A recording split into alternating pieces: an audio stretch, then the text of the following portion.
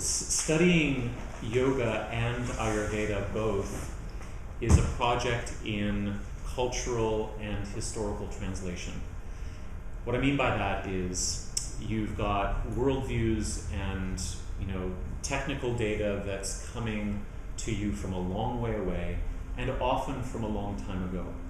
And your constant task as you study these subjects is to make them continually relevant to contemporary life, but also to be able to draw in as much of your current knowledge, we'll talk about this on Sunday when Scott is here, but whatever you've brought to this training in terms of your prior education, your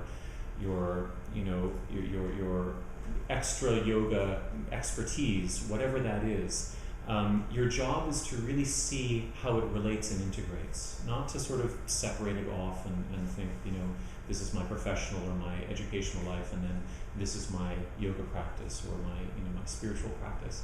So I hope that you find that my style of presentation in Ayurveda is interdisciplinary, and also tries to pull in as many contemporary influences as possible so that it can be as useful as it can be. So that's why I'm starting with this very intimidating quote from a social anthropologist named Jean Langford, who wrote a beautiful book called Fluent Bodies that speaks to how Ayurveda is practiced and felt and perceived in a contemporary context. I think this quote is in the notes that you have, maybe in the third section that begins to describe the doshas. So we're not going to quite get to doshas yet, but I want to start with this quote. Jean Langford is an anthropologist, an academic anthropologist, who did about an 8-year fieldwork study of a number of Ayurvedic practitioners in India, throughout India, in various places, from various lineages, at various levels of professionalization. She tracked down people who were, wandering around in the Himalayas offering, magic pills to pilgrims. She tracked down people who were running, bona fide professional clinics in Delhi. And then she also worked with family practitioners in Kerala province, where there's a rich, especially Panchakarma tradition. But this is what she says about the intersection between contemporary culture and Ayurvedic culture, especially when we speak of the flesh, our bodily experience from the perspective of healing. She says, the body of modern medicine that lies passively on the dissection table as a positivistic object, I'll unpack all of this for you, okay, is difficult to reconcile with the body that courses with angry or calm dosha.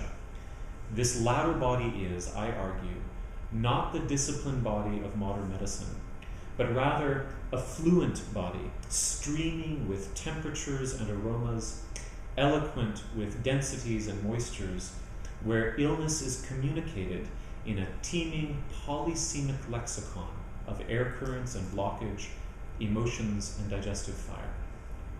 Okay. From the beginning, the body of modern medicine that lies passively on the dissection table, she's referring to the experience of coming into contact with contemporary biomedicine, in which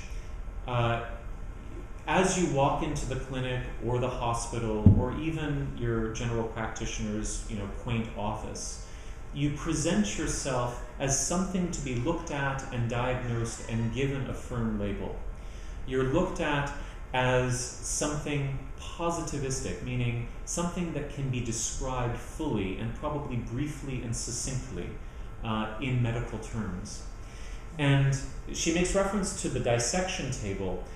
The whole diagnostic procedure of contemporary biomedicine has a very particular kind of narrow view of health and well-being that I'm going to argue later arises out of the rationalistic medicine that emerged in the Renaissance through the practice of dissection. So we'll get to that in a bit.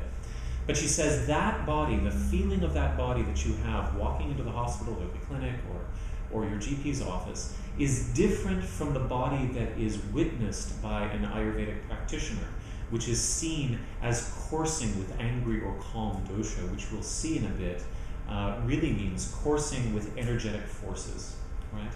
When you walk into your GP's office, you are not generally seen as someone who is bubbling over with energetic forces that are in agreement or disagreement or balance or imbalance, right?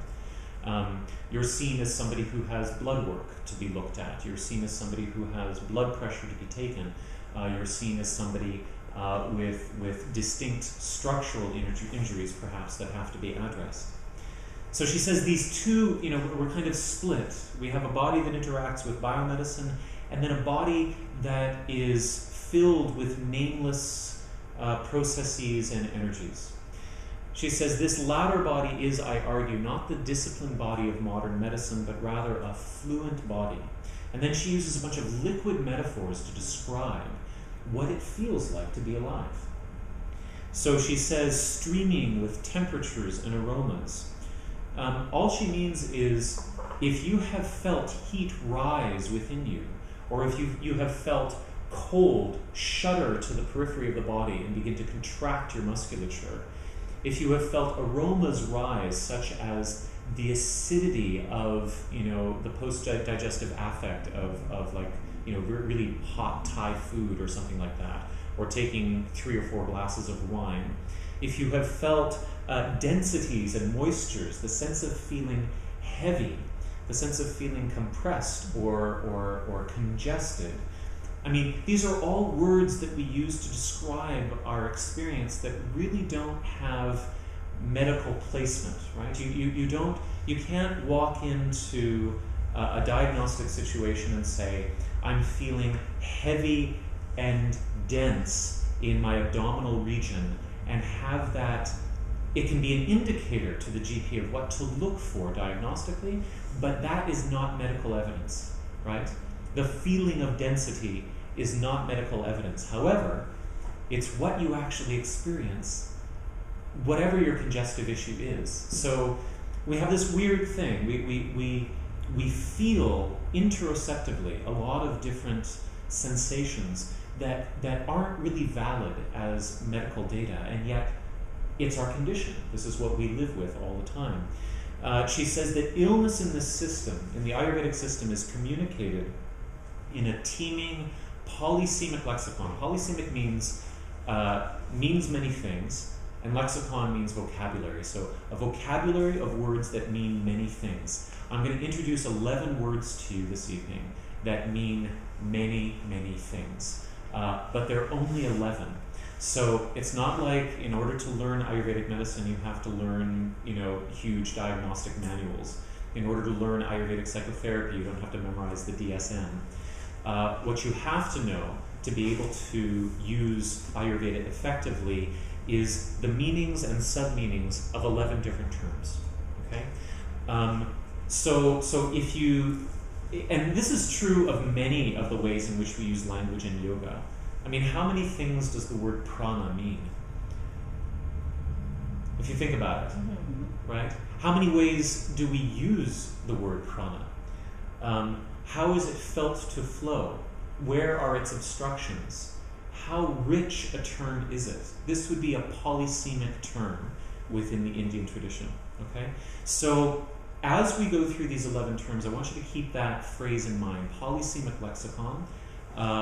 A word like earth to describe earth element, one of the Mahabhutas, or great groundings, as the Sanskrit has.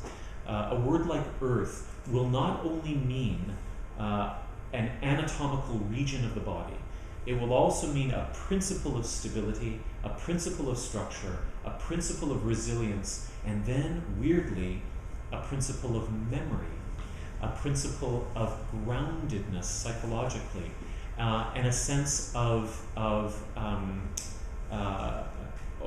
almost the capacity to harbor, let's say, or to nurture familial values.